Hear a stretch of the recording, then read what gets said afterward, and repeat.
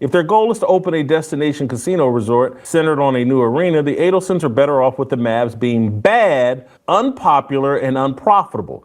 This would make viable their threat to move to Vegas unless the Texas legislature legalizes their Venetian Dallas casino arena plan. This is what's happening in Dallas. They're down 700K in Instagram followers. I know that's the Matrix and all that other stuff, but people in Dallas are upset. Who wants that? Miriam Adelson doesn't care about basketball. She wants this gambling thing. Once she gets it, watch. Mark Cuban will return as the owner of the Dallas Mavericks. Jason Whitlock exposes the real reason why the Mavs traded Luka Doncic. Check out what he had to say, and then I'll come back with my comments. None of this makes sense from a basketball standpoint in my mind. You cannot justify this from a basketball standpoint. Something going on here. Guy writes, and this is a little bit long, but give me a break or stick with me here because it's well worth understanding what this guy is talking about. As a 6-year-old boy, I watched the first ever Mavericks game with my late dad on October 11th, 1980. The Mavs beat the Spurs, blah, blah, blah. And then he says, I have a theory as to what's really going on here. Premise one. The Mavs trading Luka, a 25-year-old, one of the top 3 players in the world, to the Lakers in return for a broken down 31-year, 32-year-old Anthony Street Clothes Davis makes no sense as a basketball move. Virtually no one disputes this, so there must be a non-basketball explanation for what is going on here. Premise 2. The Mavs' new Miriam Adelson Dumont ownership group has no real interest in basketball, and they have said as much. To the Adelsons, the Mavs are just a means to an end, which is opening up the largest untapped gambling market in the country, Texas. A destination resort casino in DFW, Dallas-Fort Worth, with the new Mavs arena in it is their frequently stated goal. So I believe in 2022 or 2023, Adelson buys the Mavericks from Mark Cuban. Mark Cuban, longtime owner of the Mavericks. He's been embarrassed and shamed over a sex scandal in a environment within the Dallas Mavericks that's, looks really bad. He looks like he's running Harvey Weinstein's basketball organization. Yeah, I heard about that. First, as far as the Mark Cuban selling majority stake, it was about, 73%. So once he sold that 73%, you start seeing moves like Luka trading your generational talent. And then as far as all the scandals and stuff, that did take a toll on the organization. So I see why Mark may have just wanted to be like, you know what? Let me just go ahead, sell the 73% or whatever he sold, get a couple billion and just fall back. But again, by doing that, Luka's gone. So it's just one of those things that the Mavericks, they're officially cursed. He gets shamed. He sells 75%, I believe, of his stake in the Mavericks to Adelson. He's still a minority owner. Cuban, hardcore basketball fan. Miriam Adelson, not a hardcore basketball fan. She has other interests. This is me talking, not telling you what this kid is saying or what this person is saying. He's an adult. He's a 6-year-old. He said he watched his first ever game in 1980. Anyway, premise number 3. The Adelson push to change Texas law to allow their Mavs-centered destination casino resort is going badly in Austin. Again, despite hiring virtually every lobbyist in Austin, Texas, their company, Sands Casino, Miriam Adelson, she made her fortune, or her husband made his fortune by running the Sands Casino, is not getting a bill through the Texas legislature this season. So another loss for gambling in Texas, and it will be 2 more years before the next legislative session. Premise 4. The Adelsons need more leverage to get a gambling bill through the Texas legislature. But they already donate more to Texas politicians than literally anyone else, and they employ dozens of good lobbyists. So where the carrot has failed, they need a stick. That stick is the threat to move the Mavs to Vegas unless they get what they want. So this seemed like a money play. Are they trying to, get rid of Luka so they don't have to pay all that money? They're trying to do some things with gambling, allegedly, based off what this individual is talking about or some type of examples he's putting out there. But again, it all comes down to the money. Do we really want to pay Luka $345 million when we may not win a championship? He's not in shape, and just other things that may have been going on behind the scenes with Luka. So it all comes down to the money at the end of the day. Premise 5. As of 24 hours ago, the threat to move the Mavs to Vegas was laughable. The Mavs just made a trip to the NBA Finals and were led by a 25-year-old generational superstar. They landed a major free agent, Klay Thompson. In the offseason, they were beloved in Dallas-Fort Worth, the fourth largest media market in the United States. Teams riding high don't move.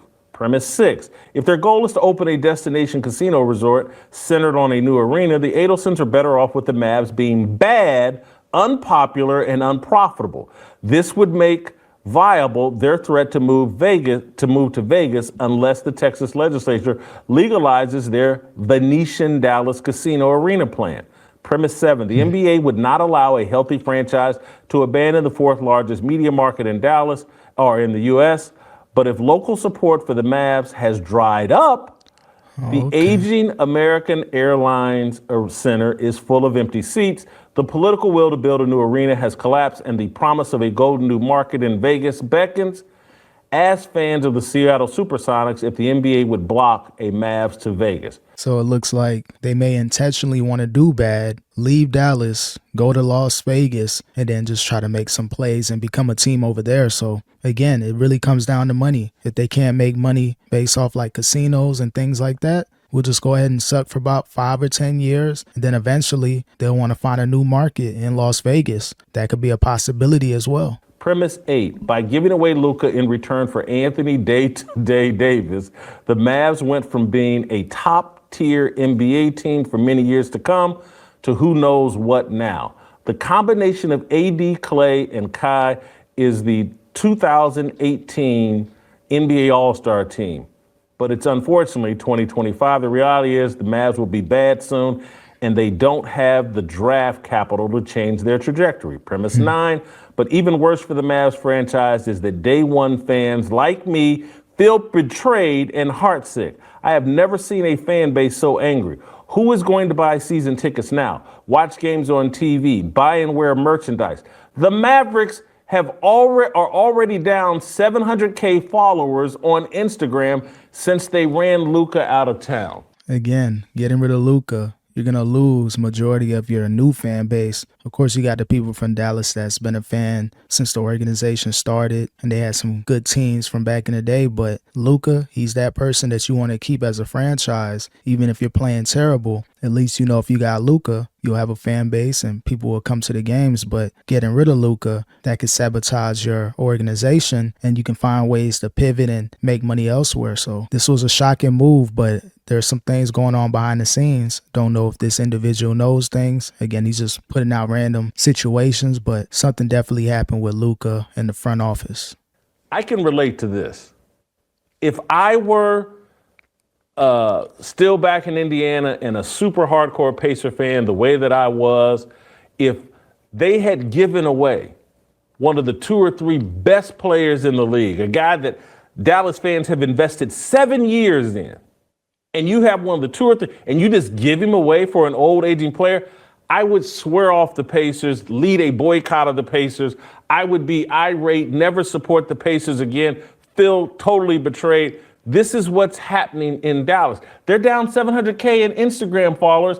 I know that's the Matrix and all that other stuff, but people in Dallas are upset.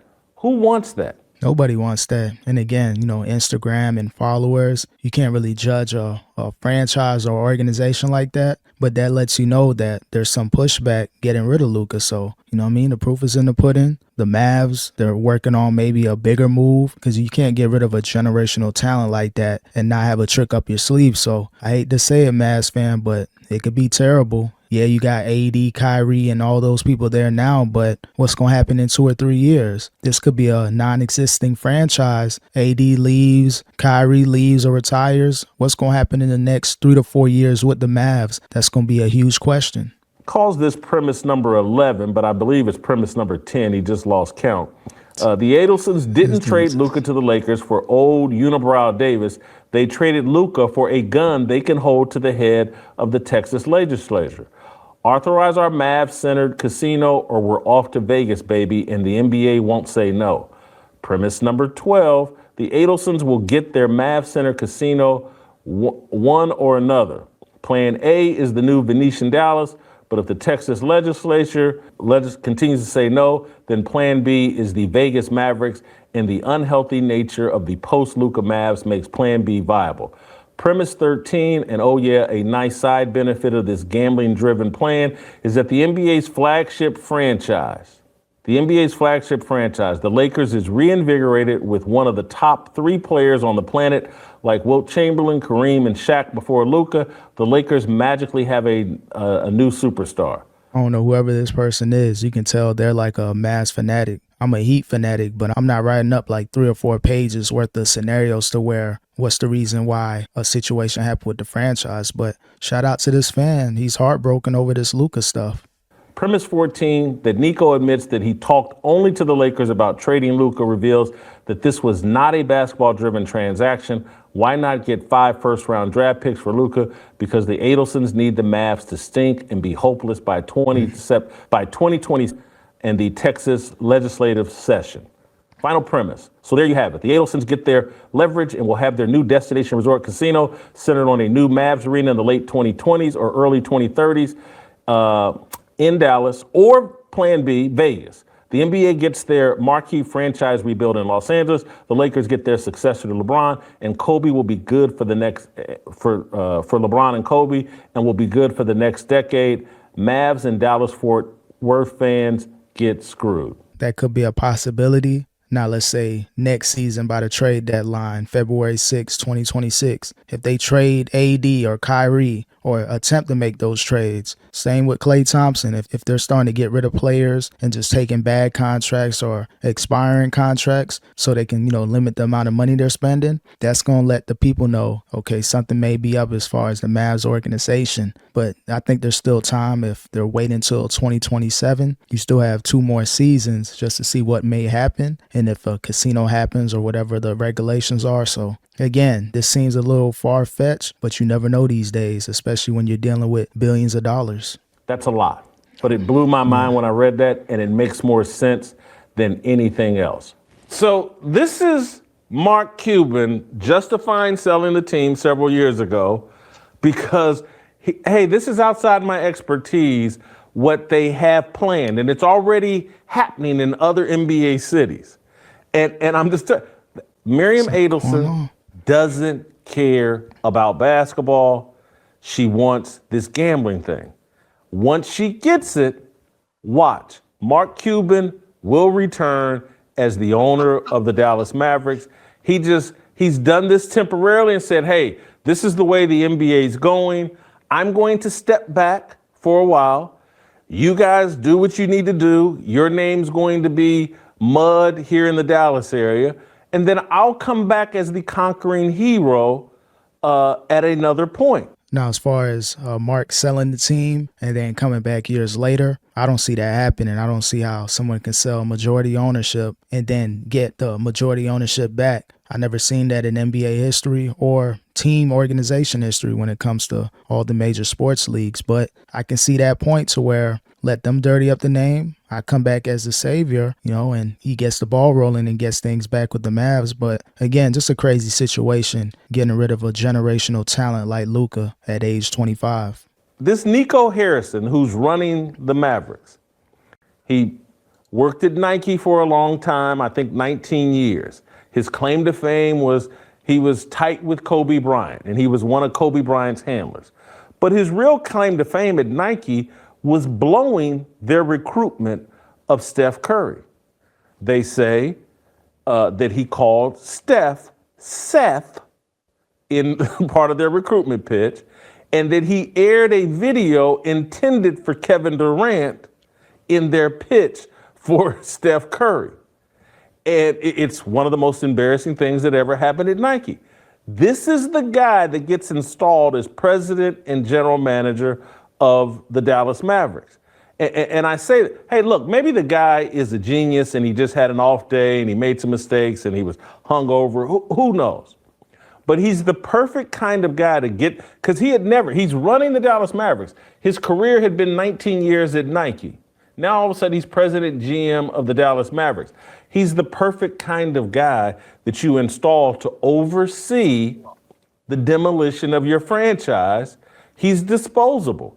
And once again, Mark Cuban can return as the conquering hero and put real basketball people. We lost our way, and now I'm the hero coming back to resave the Dallas Mavericks. Again, just a lot of random claims. Seems like a Mavs fanatic throwing out different scenarios, but just as far as the gambling situation, Mark Cuban stepping away, not wanting to be a part of that new rebuild or situation going on in Dallas, I see why he left. If that's not his expertise, let me go ahead and fall back, make a couple $1 billion and just, see what's going on from afar. Still within the team, but not going to be able to make any major changes or announcements just because he lost the majority ownership. So, but again, we'll see what's going on with the Mavs. I'm sure more information will come out in the near future.